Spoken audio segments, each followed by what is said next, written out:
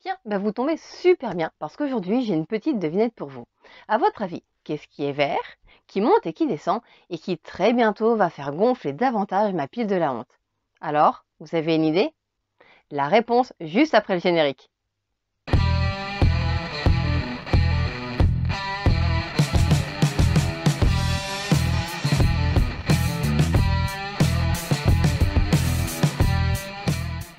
Bonjour à tous, j'espère que vous allez bien. On se retrouve aujourd'hui pour parler d'impression 3D et plus particulièrement pour tester une imprimante 3D. Mais attention, pas n'importe laquelle, la GK2 de chez Uniformation.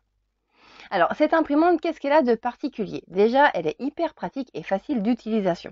Pourquoi? Pour deux raisons en fait. La première, ça va être son capot qui est pivotant.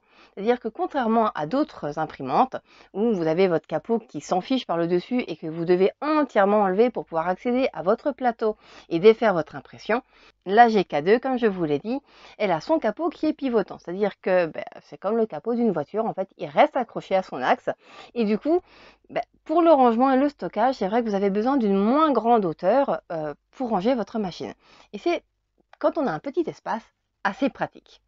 Deuxième point, c'est que contrairement aux autres, elle n'a pas de vis de réglage entre son plateau et son axe vertical. Elle a un système d'emboîtement rapide, ce qui, à mon sens, la rend vraiment très très pratique et très intéressante. Cette machine a une résolution de 8K et elle vous permet de réaliser des couches inférieures à 30 microns, ce qui donne donc un résultat d'impression très lisse et vraiment très agréable à regarder. Autre point important, son plateau.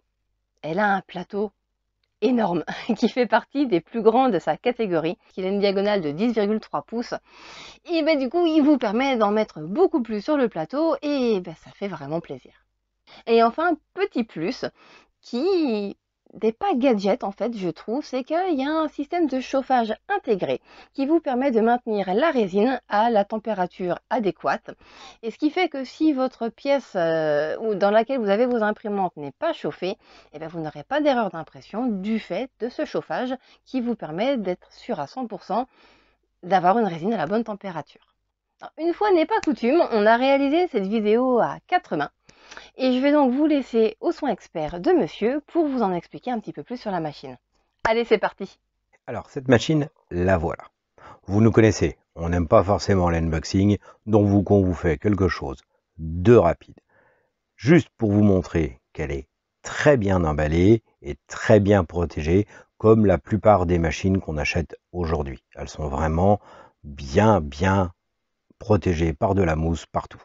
Le plateau est vraiment très grand, on le voit directement, ainsi que le bac à résine. C'est une très belle machine d'une sacrée envergure quand même. Elle est énorme quand même, il n'y a qu'à voir par rapport à moi. Super, on va s'éclater avec ça. Alors dedans, vous avez un film FEP de rechange, tout ce qui est notice en anglais, mais une notice d'installation ultra simple. Vous avez encore beaucoup de choses sur la clé USB et de toute façon, la machine est en français. Le site en français vous permet d'acheter la machine. Vous voyez dessus que c'est une imprimante 8K avec un écran quand même 10 pouces, un purificateur d'air et qu'elle a une taille d'impression assez impressionnante puisque le plateau va permettre du 228 mm par 128 mm sur une hauteur de 245 mm et le tout avec une précision de 29,6 microns. Alors c'est une imprimante très pratique parce que déjà elle s'ouvre en basculant sur le dessus. Comme on peut voir, ça va tout seul et une fois levé au maximum, ça tient tout seul. Le bac, lui, s'enlève sans vis, ainsi que le plateau. Le bac, il suffit de le tirer, le soulever et il se décroche. Et quand on le remet dans l'autre sens, on sent une petite résistance et ça marche. Pareil pour le plateau de grande taille. Il y a un petit loquet au-dessus, on n'a que le faire coulisser, rabattre le loquet et ça tient parfaitement. Pas de réglage de ce côté-là, pas de difficulté, on n'a besoin que d'une main pour réussir.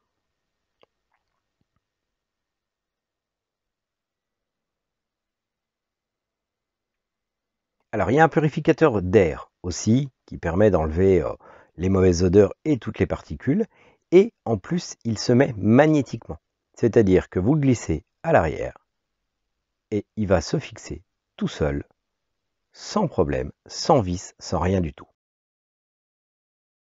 Bon, alors après notre petit déballage, on se retrouve devant cette machine et je vais vous montrer comment on va faire le niveau, comment on va tester et comment on va régler la machine. Ce qui va être très simple vu qu'il n'y a rien à dévisser, tout est par emboîtement, comme ici le bac, il suffit de le tirer, de le soulever et il s'enlève. Là c'est pareil, au final le plateau, on n'a qu'à soulever la tirette et le plateau coulisse. Alors ce qui est noté par contre sur cette machine, c'est que au moins le bouton d'allumage est situé devant et idem pour le port USB, pour la clé USB, il est devant.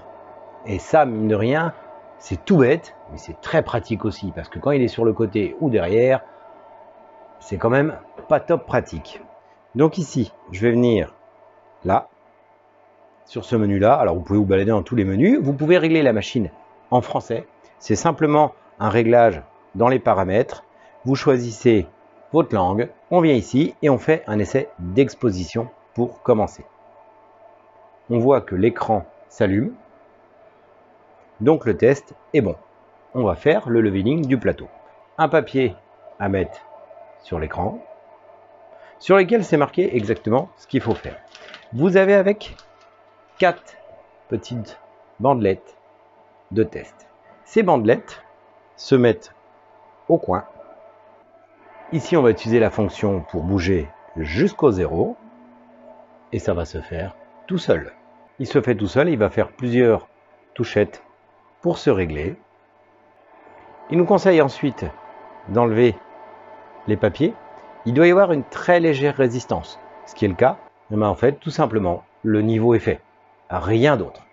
Pour nos premières impressions, pour tester avec vous, on va utiliser leur résine. Donc, une fois remonté, je remets le bac tout simplement. Pour le remettre, très simple ici, parce qu'il n'y a aucune vis. On ne risque pas de se tromper. Il suffit de la poser, la faire coulisser, et à un moment donné, on sent une résistance qui tient le bac en place, et c'est costaud. Comme là, il suffit de pousser et de refermer le loquet. Alors dans la boîte, il y avait pas mal de trucs de fournis aussi, comme la plupart, mais j'ai noté quand même que là, il y avait des pinces Bruxelles avec. C'est pas mal pour enlever tous les petits supports. Il y a bien sûr des filtres, masques, gants, toutes les choses habituelles. La raclette en métal pour décoller les figurines, mais aussi une petite raclette souple qui va servir au nettoyage. C'est aussi une machine qui va chauffer la résine pour que la résine soit à très bonne température pour l'impression, pour que l'impression soit la meilleure possible. Ici, il y a des menus et encore des sous-menus. Donc ça va être pour l'impression. Ici, il va y avoir le déplacement de la plateforme, ce qui va nous permettre de faire le leveling comme on l'a fait, de faire des essais d'exposition. Il y a une fonction nettoyage du plateau, parce que si vous avez de la résine mal durcie sur le plateau, vous pouvez le nettoyer pour qu'il soit parfait. Et vous avez aussi de quoi mettre le système à jour. L'écran tactile marche très bien, pas besoin de presser comme un bœuf, ça va très très bien. Vous avez aussi bien sûr les informations sur l'appareil, le support technique et aussi le journal des erreurs. Au cas où il y aurait eu un problème, vous allez pouvoir voir dedans ce qu'il y a comme problème et comprendre ce qui ne va pas. Ça, c'est pas mal aussi. Là, vous avez toutes les informations et là, vous avez la durée de vie de l'écran. Elle est prévue pour 2500 heures et vous allez avoir des décomptes. Ce qui est pas mal du tout parce que ça va vous permettre un peu de voir où vous en êtes sur la machine. Comme on peut voir, il y a quand même pas mal de menus et nous, on va surtout se pencher sur vous expliquer comment ça imprime. Alors, passons aux impressions. On va remplir la cuve facilement parce qu'il y a pas mal de dégagement, donc on peut bien verser.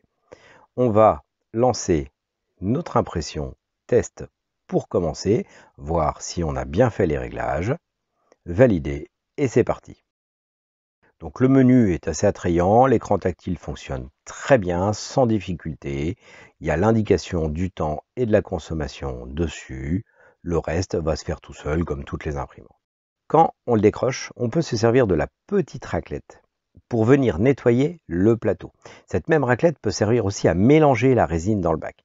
Ça, je vous en reparlerai un de ces quatre parce que nous, on laisse la résine dans le bac, contrairement à certains qui nettoient à chaque fois. On peut voir aussi que le plateau est bien pensé. Si ça coule sur le côté, il y a un petit rebord en forme de gouttière qui permet que ça ne goûte pas partout. Donc, on va tenter une première impression de 5 figurines à chaque coin et au milieu pour voir si tout est bien centré. Et c'est impeccable. Pour lancer plus d'impressions, on va utiliser Shitubox. On peut voir qu'on peut faire énormément de choses sur ce plateau tellement il est grand. En plus, si on veut, on peut se servir de leur propre slicer, qui est plus complexe que Shitubox. A priori, je dirais qu'il a l'air très très bien, mais bon, comme je ne le connaissais pas, j'ai pas trop voulu m'aventurer sur ce coup. On reviendra dessus plus tard parce qu'il a l'air vraiment attrayant.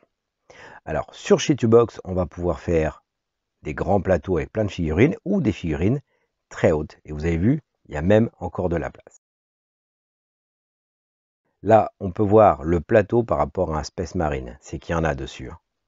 Et là, la grande figurine. C'est quand même impressionnant par rapport à la petite Anycubic qu'on avait. Ça va nous permettre d'imprimer quand même pas mal de choses.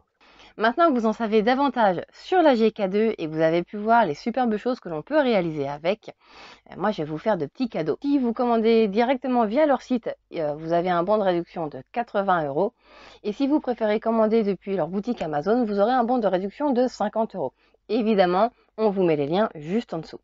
Je voudrais remercier Uniformation pour nous avoir permis de tester cette machine et pour nous avoir permis de vous la présenter. Et évidemment, je voudrais remercier toutes celles et ceux qui nous soutiennent sur Tipeee. Un grand merci à tous pour votre soutien et à tous pour tous vos messages, vos likes, vos commentaires. Vous êtes vraiment au top. Alors maintenant que cette vidéo touche à sa fin, moi je vais retourner à ma GK2. Je vais me préparer un petit plateau. Le seul petit souci que je vais avoir, c'est que maintenant il va falloir que je me décide si je m'imprime une armée de zombies ou une armée de vampires. Et en même temps, vu la taille de son plateau, je vais aller m'imprimer les deux. Allez, à la semaine prochaine!